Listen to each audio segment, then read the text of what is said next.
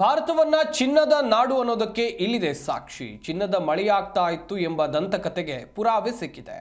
ಆನಂದ ಜಾಧವ ತೋಟದಲ್ಲಿ ಪತ್ತೆಯಾಗಿದೆ ಚಿನ್ನದ ನಾಣ್ಯ ಎನ್ನುವಂಥದ್ದು ಗೊತ್ತಾಗಿದೆ.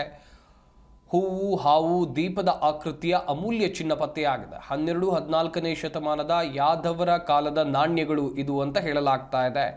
ಲಕ್ಷ್ಮೀ ದೇವಾಲಯದ ಪಕ್ಕದ ಹೊಲದಲ್ಲಿ ಬಂಗಾರ ಪತ್ತೆಯಾಗಿದೆ. ಅಧ್ಯಯನಕ್ಕಂತೇಳಿ ಪುರಾತತ್ವ ಇಲಾಖೆಗೆ ಈ ನಾಣ್ಯವನ್ನು ರವಾನೆ ಮಾಡಲಾಗಿದೆ. ಭಾರತವನ್ನು ಚಿನ್ನದ ನಾಡು ಅಂತ ಈ ಹಿಂದೆ ಕರೆಯಲಾಗ್ತಾ ಇತ್ತು.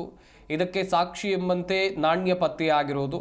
ಹಾಗೆಯೇ ಕಸಬಾಬೀಡ್ ಗ್ರಾಮದಲ್ಲಿ ಚಿನ್ನದ ಮಳೆಯಾಗ್ತಾ ಇತ್ತು ಎನ್ನುವಂಥ ಒಂದು ನಂಬಿಕೆ ಅಥವಾ ಹಿಂದಿನ ಕತೆ ಇದೆ. ಆನಂದ ಜಾಧವ ಅವರ ತೋಟದಲ್ಲಿ ಚಿನ್ನದ ನಾಣ್ಯ ಪತ್ತೆಯಾಗಿದೆ. ಹೂವು ಮತ್ತು ಹಾವು, ದೀಪದ ರೂಪದಲ್ಲಿ ಚಿನ್ನದ ನಾಣ್ಯ ಪತ್ತೆಯಾಗಿರುವಂಥದ್ದು. ತಮ್ಮ ಹೊಲದಲ್ಲಿ ನಿಶಿಗಂಧದ ಬೆಳೆ ಮಾಡ್ತಾ ಇರುವಾಗ ಪತ್ತೆಯಾಗಿದೆ. ಲಕ್ಷ್ಮೀ ದೇವಸ್ಥಾನದ ಪಕ್ಕದಲ್ಲೇ ಈ ಹೊಲ ಇದೆ, ತೋಟ ಇದೆ.